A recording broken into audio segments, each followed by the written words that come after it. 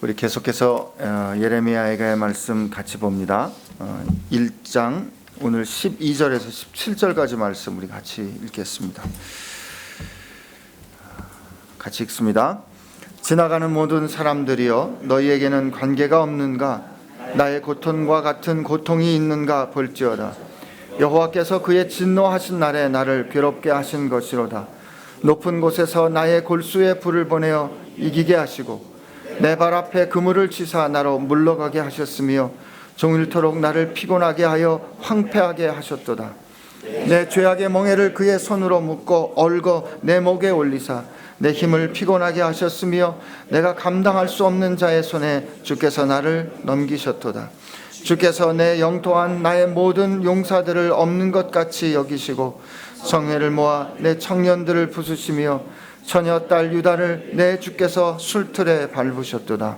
이로 말미암아 내가 우니 내 눈에 눈물이 물같이 흘러내리며 나를 위로하여 내 생명을 회복시켜 줄 자가 멀리 떠났음이로다.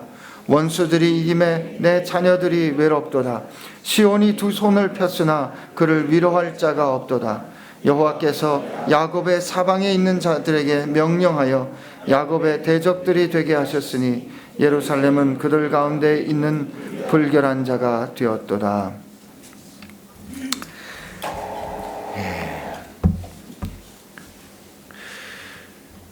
어제 우리 말씀 말미에 예루살렘 성전에 하나님 말씀이 있고 또 하나님이 거하셔야 하는, 하나님이 예배 받으셔야 하는 예루살렘 성전 안에 허락받지 않은 또 더러운 부정한 이방인들이 그 성전 안에 들어가는 것을 보았습니다.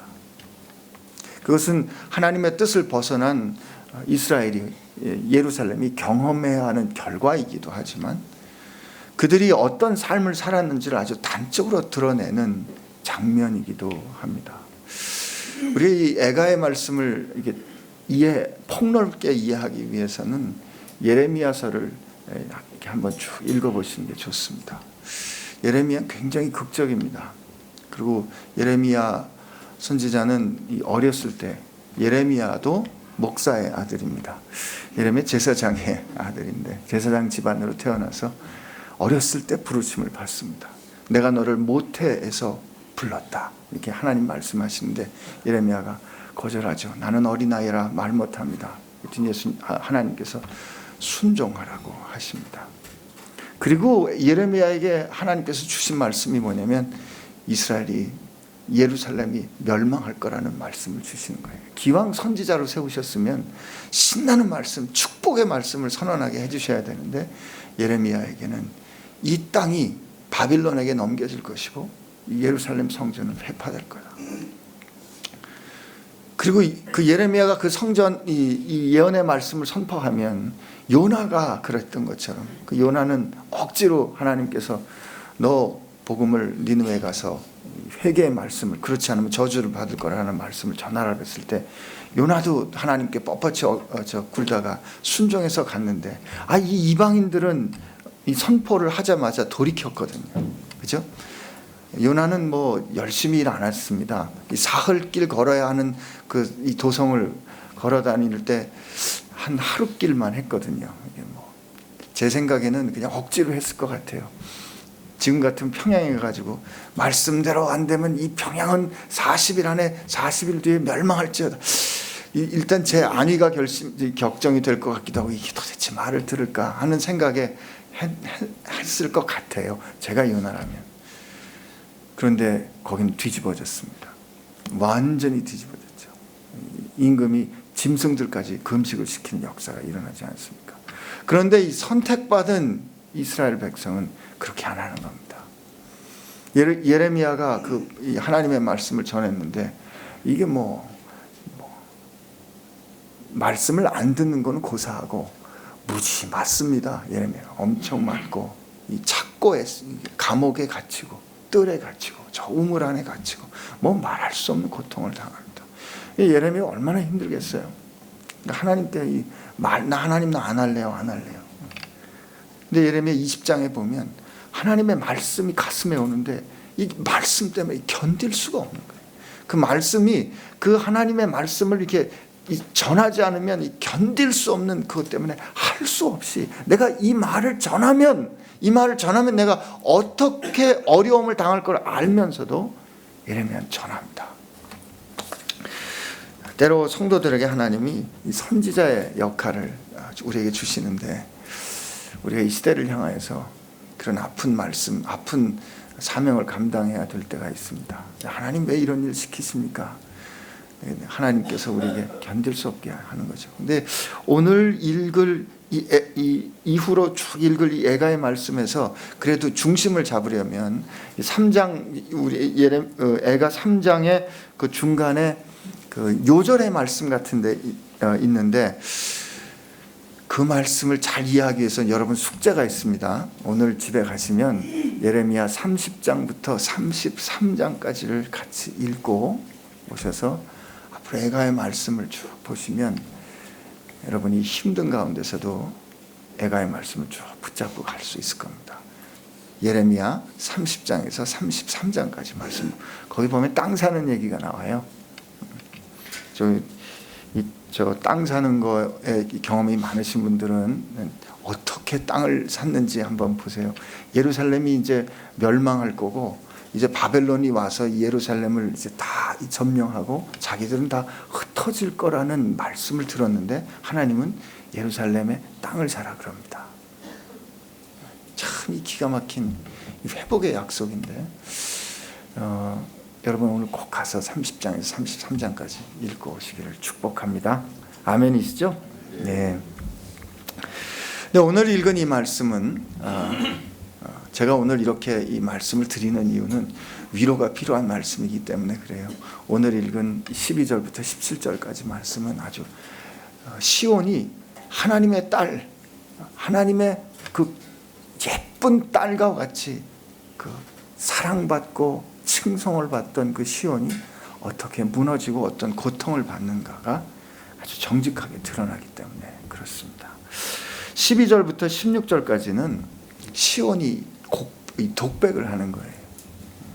그러니까 이 예루살렘이라는 그 시온이라는 명사가 여성 명사인데, 오늘 12절부터 16절까지는 그 처녀 이 시온, 이 하나님 앞에 정결하고 성결하게 구별된 시온이 회파되고 철저하게 유린되고 난 다음에 그가 사람들에게 고백하는 말입니다. 12절 말씀 우리 한번 같이 읽어보겠습니다. 시작. 지나가는 모든 사람들이여, 너희에게 상관이 없는가? 나의 고통과 같은 고통이 있는가? 볼지어다. 여호와께서 그 진노하신 날에 나를 괴롭게 하신 것이로다. 자기의 고통을 지금 이렇게 시작을 합니다. 근데 어저께 우리 한번 봤지만 왜 내가 이 고통을 겪어야 하는가? 후반부에 있습니다. 여호와께서 그의 진노하신 날에 나를 괴롭게 하셨습니다. 이렇게 말합니다. 13절부터 제가 한번 이렇게 읽어볼게요. 그가 높은 곳에서 나의 골수에 불을 보내어 다른 사람들로 하여금 나를 이기게 하셨습니다. 그가 내 발 앞에 그물을 치사 나로 물러가게 하셨습니다. 그가 종일토록 나를 피곤하게 하여 황폐하게 하셨습니다. 그가 내 죄악의 멍에를 그의 손으로 묶고 얽어 내 목에 올리셔서 내 힘을 피곤하게 하셨습니다. 그가 내가 감당할 수 없는 자의 손에 나를 넘기셨습니다.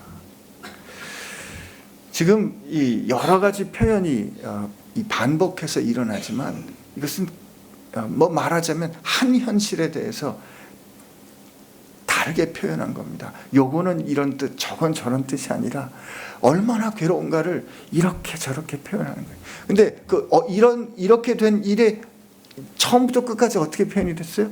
그가 나를 이렇게 하셨습니다. 그가 나를 이렇게 하셨습니다.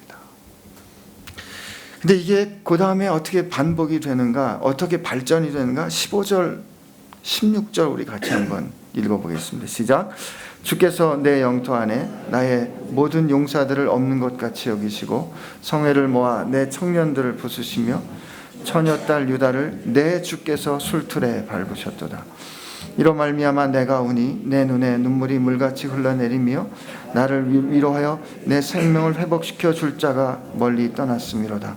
원수들이 임해 내 자녀들이 외롭도다. 15절 말씀에 특별히 주께서 아도나이라는 표현이 나오는데, 저는 히브리 말은 계속해서 아도나이 이렇게 되지만 개역 성경에는 15절에서 이렇게 돼 있어요. 주께서 내 영토 안에 나의 모든 용사들을 없는 것 같이 여기시고 성회를 모아, 이 성회를 모았다는 말은 성회라고 표현이 되기도 하지만 다른 큰 무리를 모아서, 사람들 모아서 내 청년들을 이 산산이 깨뜨리셨고, 처녀딸 유다를 여기 한번 동그라미 쳐보세요. 내 주께서 술틀에 밟으셨습니다.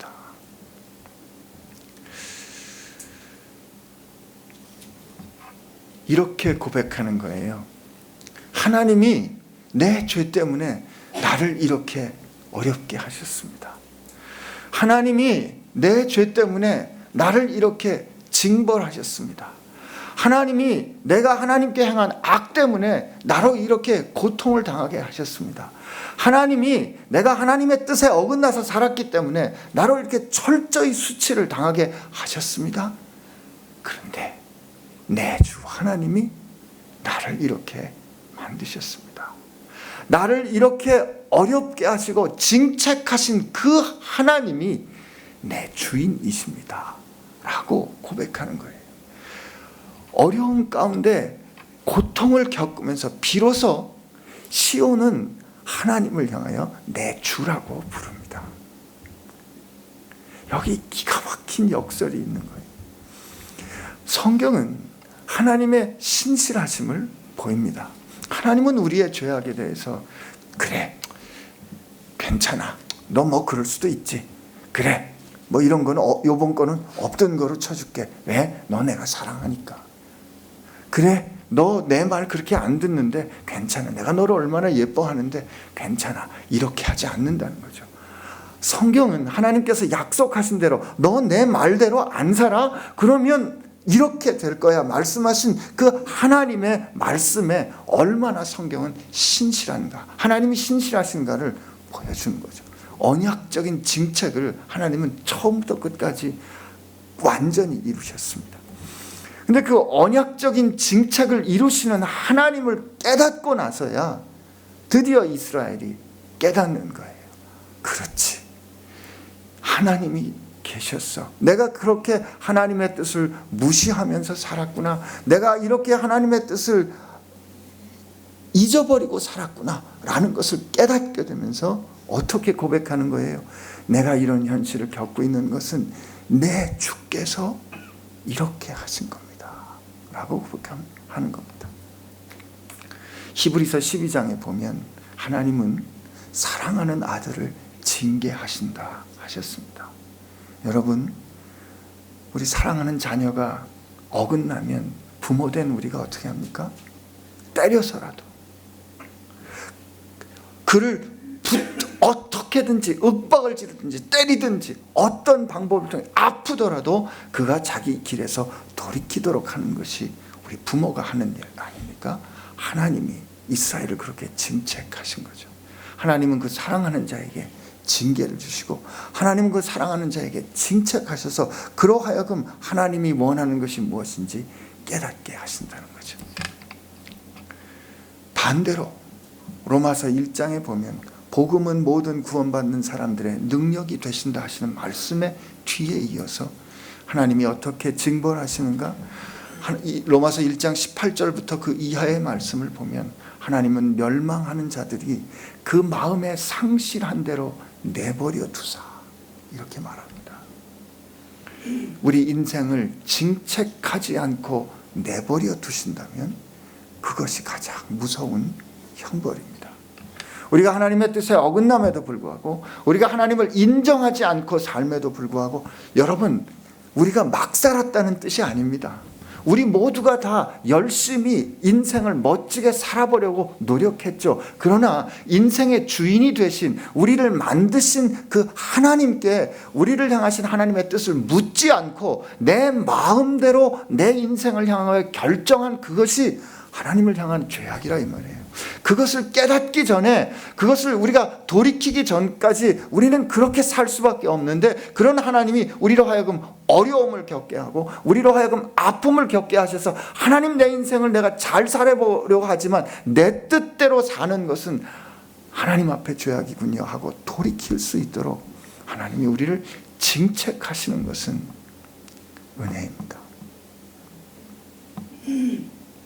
우리가 하나님의 뜻에 어긋났음에도 불구하고, 하나님을 인정하지 않고 삶에도 불구하고 만약에 우리 인생을 내버려 두셨다면 그것은 하나님이 우리를 버리셨다는 뜻이고 우리가 하나님께 두려운 형벌을 받았다는 뜻입니다.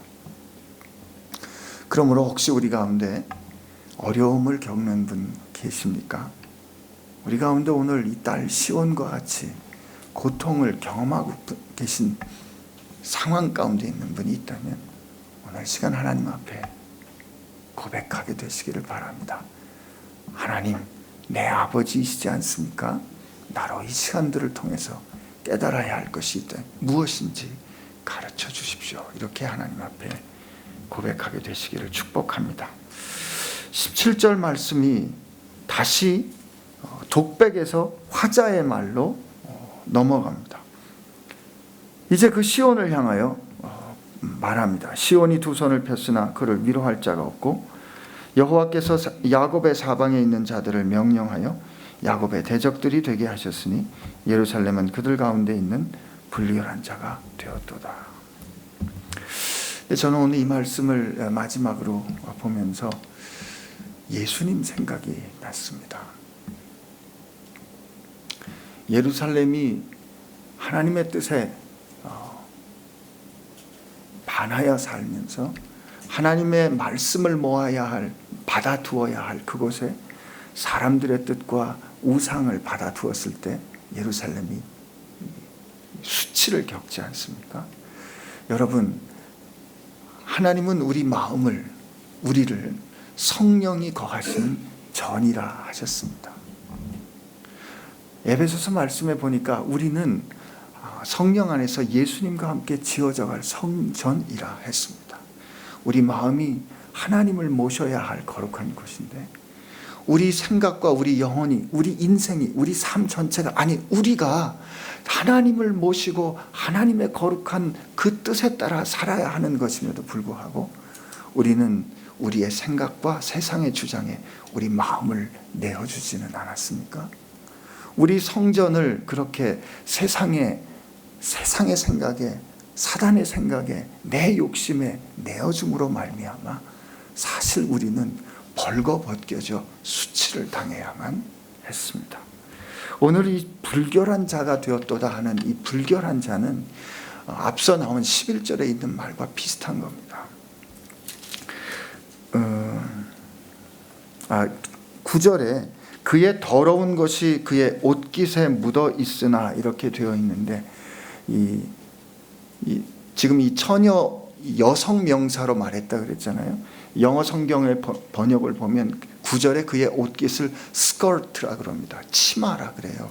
그 치마에 불결한 것이 묻었다는 것은 이 여성들이 경험하는 그런 부정스러운 것을 상징하는 겁니다.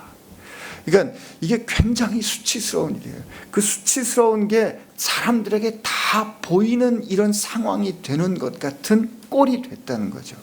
여러분, 우리가 우리 마음의 성전에 하나님이 아닌 마음의 성전에 다른 것을 드리고 그 성전을 내어주면 우리 인생이 그렇게 수치스러울 수밖에 없었습니다. 그렇게 될 수밖에 없는 게 우리의 결국이었단 말이죠. 그런데 저는 오늘 기가 막히게 이 말씀을 보면서 예루살렘 시온이 이 불결한 수치를 겪는 걸 보면서 예루살렘 성 밖에 십자가에 매어 달리신 수치를 겪으신 예수님을 보게 됐습니다. 예수님은 벌거벗겨져 죽임을 당하십니다. 수치를 겪으셨습니다. 누구 때문에요? 여러분과 저 때문에 수치를 겪으셨습니다. 사실 우리 모두가 다 우리가 범한 죄 때문에 벌거벗겨져서 세상 앞에서, 하나님 앞에서 벌거벗겨져서 그렇게 수치를 당해야 하는데 주님께서 그 수치를 가지시고 저 십자가에 우리를 위해 달리신 겁니다. 오늘 이 예루살렘이 겪는 고통을 우리가 겪어야 했고 우리는 그 고통을 도저히 감당할 수 없었습니다. 그런데 주님이 그걸 감당하신 거예요. 주님이 그걸 감당하셔서 우리 수치를 가져가시고 그 죄 대신 수치 대신 우리로 화관을 쓰게 하셨습니다. 내일 읽은 말씀에 이렇게 돼 있어요. 여호와는 의로우시다. 여호와는 의로우시다. 하나님이 우리를 징책하시는 이유는 하나님이 여러분과 저를 아프더라도 우리가 잘못할 때 때리시는 이유는 우리로 그 수치를 겪게 하려고, 그리고 우리가 그 수치를 감당할 능력이 없기 때문에 우리가 당할 그 수치 주님이 대신 겪으시고 주님이 맞으시고 우리로 하나님 앞에 영광스러운 자녀로 서게 한 것을 알려주시려고 하시는 것이라 믿습니다. 우리는 어제 말씀드린 것처럼 대강절을 살고 있습니다. 주님 오시는 날 기다립니다. 주님 오셔서 우리의 수치를 가져가셨습니다. 이제 우리 거룩한 신부로 다시 오실 그 영광의 날 주님을 기다리면서 오늘 이 시간 다시 한번 주님 앞에 기도할 때, 하나님, 우리 인생을 내 주 하나님과 나와의 관계로 볼 수 있는 사람들 되게 하여 주옵소서. 그리고 내 수치를 가져가신 주님을 사랑하여 내 마음의 보좌에 주님 앉아주시고 나를 다스려 주옵소서. 이렇게 주님 앞에 고백하는 여러분 되시기를 축복합니다. 우리 같이 기도하겠습니다.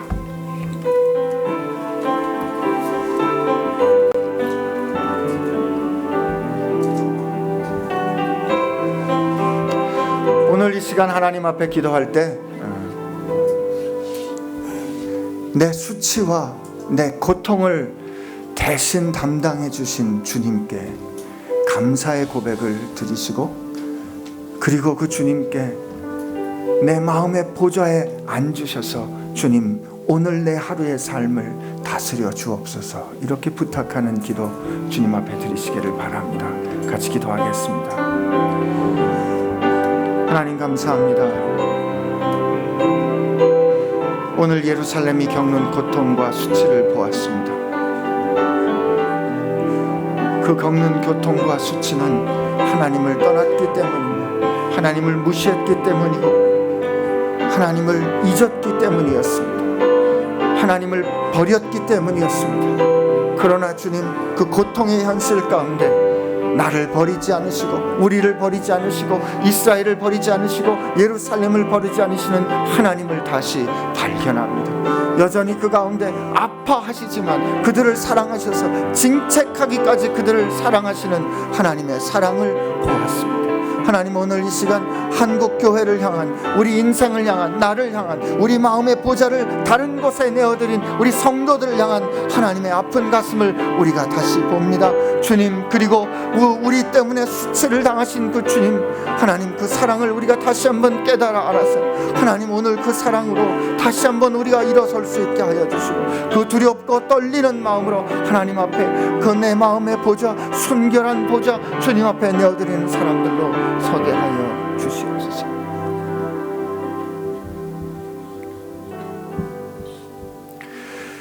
하나님, 우리 인생이 어떻게 늘 꽃길만 같겠습니까? 때로 어려운 길, 힘든 길 걸어가야 한다면 하나님, 그 가운데 있을 때마다 혹여 우리가 주님을 잊지는 않았는지, 혹여 우리가 주님은 떠나지는 않았는지 오늘 주 앞에 돌이킬 수 있는 저희들 되게 하여 주옵소서. 하나님, 아프지만 오늘 우리가 보았습니다. 때리시기까지 우리를 사랑하시는 하나님의 신실하심과 하나님의 사랑을 보았습니다. 그러나 우리가 그 아픔 마침내는 다 감당할 수 없기에 그 수치마저도 주님께서 친히 담당해 주신 사실도 다시 한번 기억합니다. 주님, 감사합니다. 주님 앞에 다시 한번 결심하고 구하오니 우리 마음의 보좌에 주님 오시어서 좌정하시고 온전히 다스려 주옵소서.